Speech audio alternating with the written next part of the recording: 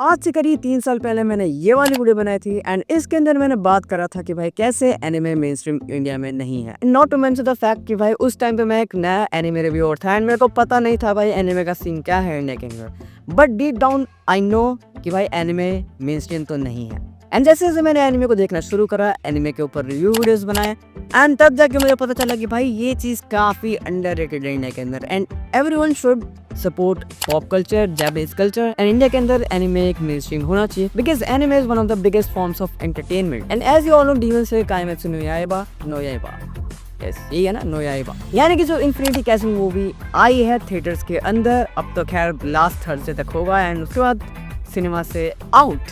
And भाई जो box office पे कलेक्शन करा है इसने भाई सीरियसली भाई रिकॉर्ड तोड़ दिया भाई सीरियसली। डीमन स्लेयर ने पहले के 3 दिनों में यानी कि पहले दिन पे 13 करोड़ कमाए, दूसरे दिन पे भी 13 करोड़, कुछ पॉइंट मैं यहाँ पे मेंशन कर दूंगा एंड चौथे दिन पे भाई हाई का है डीमन स्लेयर का, यानी कि 14 करोड़ कमाए, वो भी नेट, यानी कि सारे टैक्सेस को हटाने के बाद जो प्रॉफिट आता है तुम्हारे पास डायरेक्टली वो कमाया है डीमन स्लेयर ने।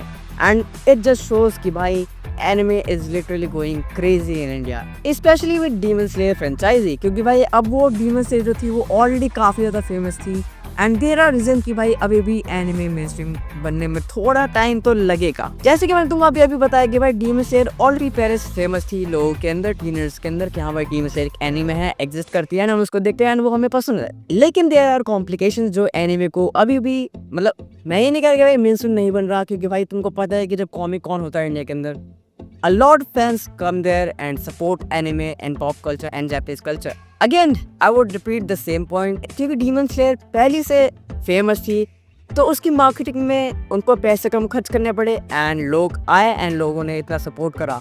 आई मीन लिटरली 60 करोड़ तक कमा लिए हैं डीमन स्लेयर अभी तक। एंड उस वाले वीडियो के अंदर मैंने बताया था कि कैसे एक स्टीरियोटाइप है एनिमे के अंदर एंड अदर स्टफ्स, जैसे कि लोग इसे कार्टून समझते हैं, लोग इसे टाइम वेस्ट समझते हैं। एंड डीमन स्लेयर के मूवी के इतने बड़े सक्सेस के बाद आई डोंट थिंक सो कि भाई जितनी भी मूवीज अब आएगी सिनेमास के अंदर, थिएटर्स के अंदर, वो काफ़ी ज़्यादा बूम करने वाली है। क्योंकि भाई सोचो तुम 4-5 लैंग्वेजेस में डीमन स्लेयर को टप करा गया। पहले तो इंग्लिश था ही, दूसरा जापानीज ओरिजिनल, तीसरा हिंदी, चौथा तेलुगु एंड पांचवा एक और कोई लैंग्वेज हमें कोई याद नहीं आ रहा। तो तुम डिमांड एंड सप्लाई का खेल यहाँ पे समझ सकते हो कि भाई कितना तगड़े लेवल पे चल रहा है।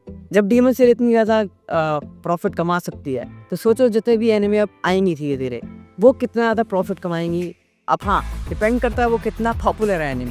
पहले तो फॉरमोस्ट सिंपल है क्योंकि भाई देखो एनिमेशन इतनी ज़्यादा पॉपुलर नहीं है, मतलब इंडिया में है लेकिन पर्टिकुलरली एनिमे एक नीश अलग है, बिल्कुल उसका एंटरटेनमेंट का फॉर्म है वो अलग है, वो एंटरटेनमेंट वो अलग अलग स्टोरीज को फॉलो करती है। And as you all know कि भाई इंडिया के अंदर स्क्रीन्स मिलना कितना बड़ा मुश्किल है अनलेस तुम्हारे पास काफ़ी ज़्यादा पॉपुलैरिटी ऑलरेडी हो वर्ल्ड वाइड। अब मैं यहाँ पे तुम्हारे पास स्टैट्स रखना चाहूँगा। डीमन स्लेयर ने पहले दिन पे कमाई करी थी 12.6 करोड़, दूसरे दिन पे हमने कमाया 26 करोड़, तीसरे पे हमने कमाया 40 करोड़ एंड 10 दिन के बाद हमने इन टोटल कमाई करी है 62.42 करोड़, यानी कि it's a very huge amount for an anime. And I guess इन्हें के अंदर ये टॉप 4 क्रॉसिंग में आ चुकी है। एंड जब सुजू में आई थी तो उसने 10 करोड़ की अर्निंग करी थी ओवरऑल पूरी अर्निंग, एंड जुजुत्सु काइसेन ने अर्निंग करी थी 5 करोड़ की समथिंग।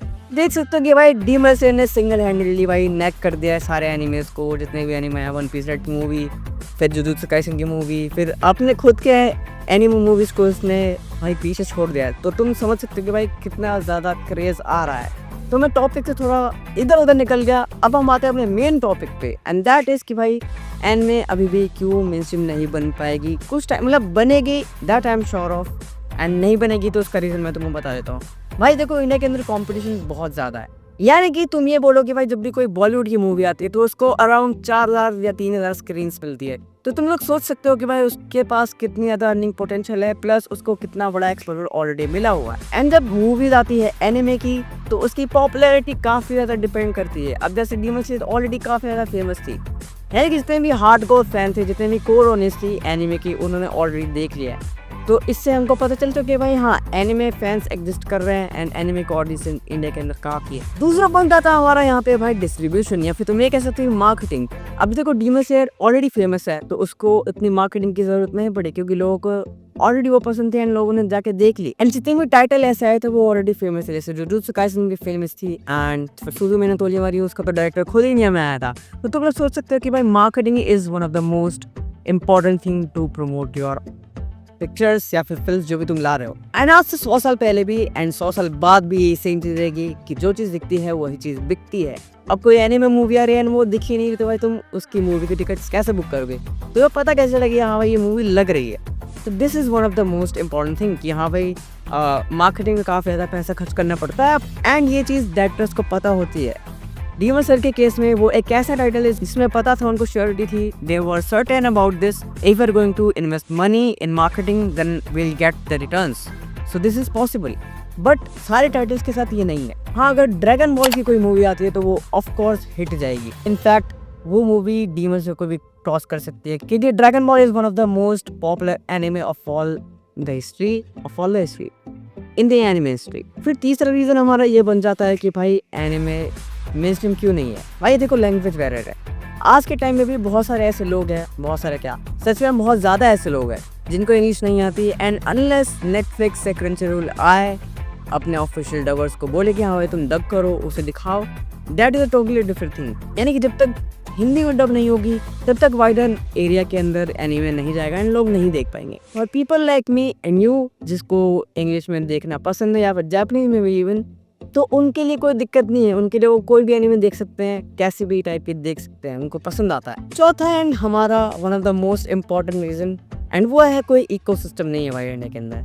जापान के अंदर है, इंडिया के अंदर वो चीज़ नहीं है। इसका रीज़न ये है कि भाई ऑलरेडी जितने बॉलीवुड या फिर मार्वल जितने भी सिनेमैटिक वर्ल्ड्स हैं उनको काफ़ी ज़्यादा स्ट्रॉन्ग बेस है पूरे वर्ल्ड के अंदर एंड इनफैक्ट इंडिया के अंदर भी। तो इसके वजह से भाई जब इकोसिस्टम नहीं होता, कोई स्ट्रक्चर्ड वे नहीं है, कोई इनके स्टोर्स नहीं है, पर्टिकुलर मर्च के स्टोर भी अनऑफिशियल होते हैं, किसी भी इंडिया के अंदर ऑफिशियल नहीं खोल रखा एंड इवेंट्स भी होते हैं तो काफ़ी कम होते हैं, मतलब लाइक साल में एक बार दो बार। बेसिकली इस वाले वीडियो के अंदर मैंने बात करा कि भाई डीमन स्लेयर ने कितना कमाया एंड मोर इम्पॉर्टेंटली कि आज से 3 साल पहले क्या सीन था एंड 3 साल के बाद क्या सीन है। यानी कि anime I would say is growing very fast क्योंकि डीमन स्लेयर के सक्सेस के बाद आई डोंट थिंक सो कि भाई anime is not too far from becoming mainstream in India. तो यस, अगर तुमको वीडियो पसंद आया तो तुम लोग मेरे को प्लीज़ कमेंट करना तुम्हारे क्या थॉट्स है इसके ऊपर कि भाई एनिमे मेन स्ट्रीम क्यों नहीं है। इसके ऊपर मेरे को रीजंस देना, 3 रीजंस दे दो मेरे को कि क्यों नहीं है एनिमे मेन स्ट्रीम इंडिया के अंदर।